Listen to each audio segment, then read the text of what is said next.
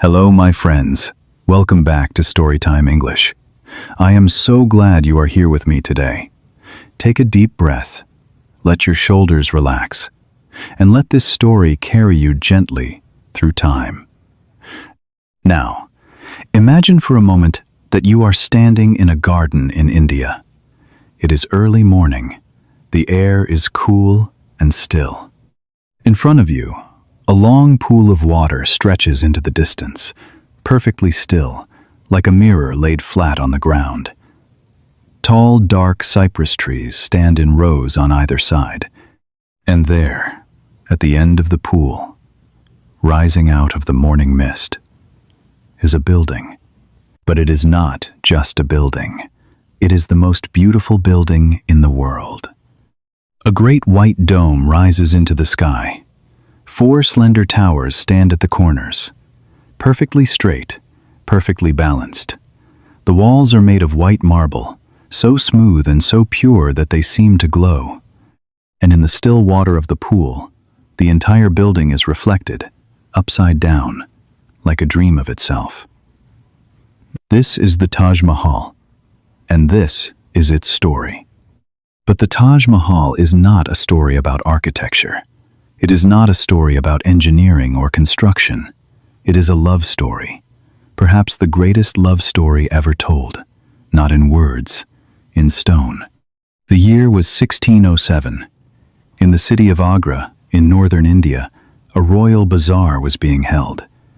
A bazaar is an outdoor market where people buy and sell goods. This was not an ordinary market. It was a special event for the royal court. Silk, jewels, perfumes, and spices were displayed on tables covered in fine cloth. Walking through this bazaar was a young prince. His name was Prince Khurram. He was about 15 years old. He was the grandson of the great Mughal Emperor Akbar. The Mughal Empire was one of the richest and most powerful empires in the world. It stretched across most of India and beyond. Its rulers built magnificent palaces and gardens. They loved art, poetry, and beauty. And on that day, in that crowded market, Prince Khurram saw a girl. Her name was Arjumand Banu Begum. She was about the same age as the prince. She was the daughter of a powerful nobleman. She was selling silk and glass beads at a stall in the bazaar, as was the custom at these royal events. The prince looked at her, and according to the court historians of the time, from that moment, he could think of nothing else. He went to his father and said he wanted to marry her. His father agreed, but royal weddings took time to arrange. 5 years passed before the wedding could take place. During those 5 years, the prince waited. He did not marry anyone else first, which was unusual for a Mughal prince. He waited for her. In 1612, Prince Khurram and Arjumand were married. He gave her a new name, Mumtaz Mahal. It means the chosen one of the palace. And she became not just his wife, but his closest companion, his most trusted advisor, and the center of his world.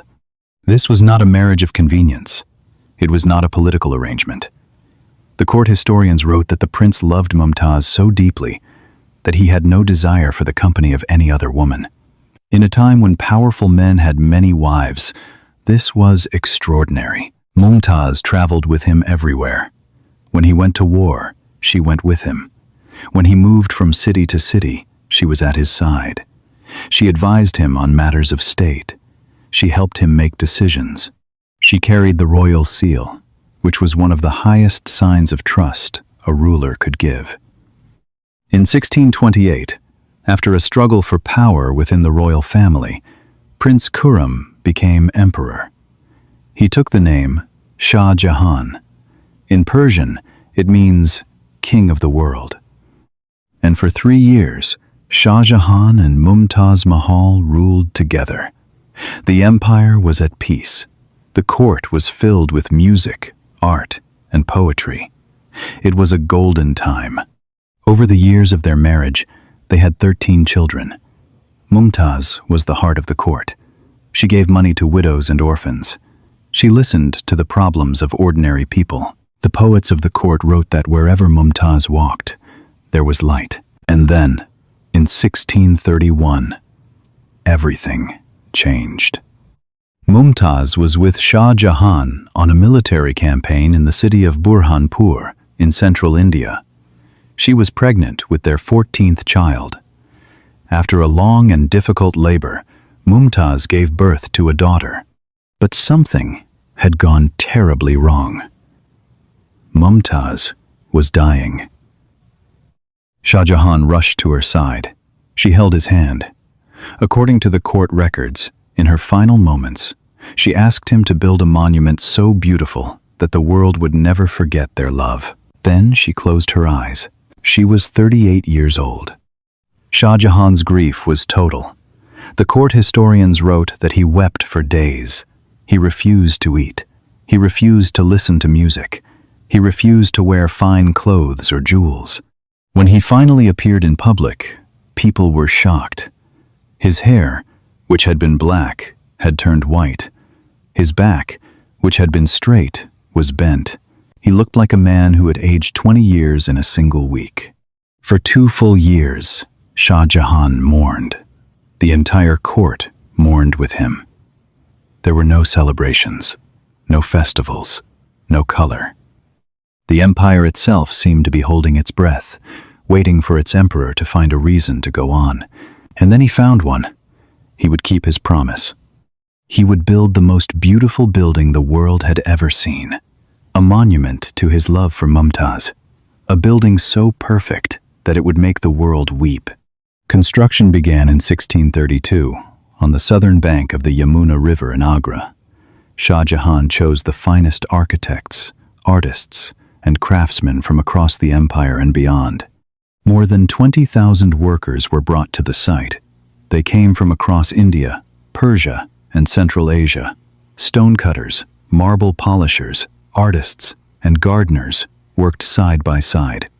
They lived in a temporary town that grew up around the construction site, with its own markets, its own streets, and its own small mosques. 1,000 elephants carried materials from distant places where stone was cut from the mountains. The main material was white marble, not ordinary marble, the purest, whitest marble in India, from Makrana, in the region of Rajasthan, more than 300 kilometers away. Blocks of this marble were cut from the mountain, loaded onto carts pulled by teams of oxen, and carried slowly across the dusty plains to Agra. The journey took weeks. But Shah Jahan wanted more than white stone. He wanted his building to contain the beauty of the entire world, so he sent for precious stones from across the globe. Jade from China, turquoise from Tibet, lapis lazuli, a deep blue stone, from Afghanistan, sapphires from Sri Lanka, carnelian, a warm red stone, from Arabia. In total, 28 different types of precious and semi-precious stones were brought to Agra from lands near and far. And then the craftsmen began their most extraordinary work. They used a technique called pietra dura. This is an Italian phrase that means hard stone. The craftsmen cut tiny pieces of these precious stones into the shapes of flowers, leaves, and vines. Then they carved shallow grooves into the white marble and pressed the colored stones into the grooves, creating pictures made entirely of stone.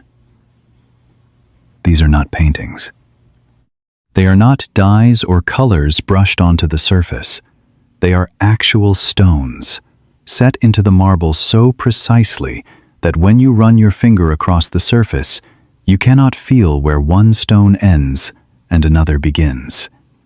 Nearly 400 years later, these flowers still glow with color, as if they were placed there yesterday. The great dome of the Taj Mahal rises 73 meters into the sky. It is shaped like an onion, a design common in Mughal architecture. Around it stand 4 smaller domes, and at the 4 corners of the platform, 4 tall, slender towers called minarets rise into the air. But the minarets of the Taj Mahal have a secret. They are not perfectly straight. They lean very slightly outward. This was done on purpose. If an earthquake ever caused a minaret to fall, it would fall away from the main building, not onto it. Even in his grief, Shah Jahan was thinking about protecting the tomb of his beloved wife. The garden around the Taj Mahal is divided into 4 equal parts by water channels that meet in the center at the long reflecting pool. This design represents paradise as described in the Quran, the holy book of Islam. 4 rivers flow through paradise, dividing it into 4 gardens of endless beauty. Shah Jahan was not just building a tomb. He was building heaven on earth for the woman he loved. The inside of the Taj Mahal is quiet and cool. Light enters through marble screens carved so delicately that they look like lace made of stone. In the center of the main chamber, behind a screen of carved marble, sits the tomb of Mumtaz Mahal. It is decorated with flowers made of precious stones. Verses from the Quran are carved into the walls in beautiful handwriting that grows larger as it goes higher, so that from the ground, every line appears to be the same size. Even the writing was designed to be perfect. The construction took 21 years. It was finally completed in 1653. Shah Jahan had kept his promise. He had built the most beautiful building in the world, a love letter written in white marble and precious stones, a building that changes color with the light. At dawn, it glows soft pink. At noon, it shines pure white. At sunset, it turns warm gold. And on nights when the moon is full, it glows silver, as if lit from within. The building seems alive. It breathes with the light. It is never the same building twice. But the story does not end with beauty. It ends with sadness. In 1658, Shah Jahan became very ill. His sons fought over who would become the next emperor. The struggle was violent and cruel. The winner was Aurangzeb, the 3rd son. Aurangzeb was ambitious and cold. He defeated his brothers. And then he did something that shocked the empire. He imprisoned his own father. Shah Jahan was locked inside the Agra fort, a massive red stone fortress about 2 kilometers from the Taj Mahal. He was given comfortable rooms. He was given food and servants. But he was not free. He could not leave. He could not visit the tomb of his beloved wife. All he could do was look. From a small balcony in the fort, Shah Jahan could see the Taj Mahal in the distance. Every morning, he sat on that balcony and watched the white marble glow, pink in the sunrise. Every evening, he watched it turn gold in the fading light. For 8 years, he sat and watched. He spent his days reading poetry, praying, and staring across the water. It is said that in his final years, his eyesight grew weak, and he could only see the Taj Mahal as a white shape in the distance. His daughter Jahanara stayed with him through his long imprisonment, caring for the old emperor as his strength slowly faded. The building he had created, the tomb of the woman he loved, so close, and yet forever out of reach. On the 22nd of January, 1666, Shah Jahan died. He was 74 years old. He had spent the last 8 years of his life as a prisoner, looking across the river at the monument to his love. His body was carried across the river and placed inside the Taj Mahal next to Mumtaz. If you visit the Taj Mahal today, you will see 2 tombs behind the marble screen. Mumtaz's tomb is in the exact center of the building. Everything in the Taj Mahal is perfectly balanced. Every arch on the left has an identical arch on the right. Every flower on one wall has a matching flower on the opposite wall. Left and right are mirror images of each other. Everything except one thing. Shah Jahan's tomb sits beside Mumtaz's, slightly to the left. It is the only element in the entire building that breaks the perfect balance. Shah Jahan had not planned for his own tomb. He had planned only for hers. His tomb was added after his death, and it sits just slightly off-center. Some say this makes the Taj Mahal even more beautiful. It is a reminder that this is not just a monument. It is a real story, a story of two real people who loved each other. And love, unlike architecture, is never perfectly balanced. Today, the Taj Mahal stands exactly where Shah Jahan built it, on the bank of the Yamuna River in Agra. In 1983, it was declared a UNESCO World Heritage Site. In 2007, it was voted one of the new 7 wonders of the world.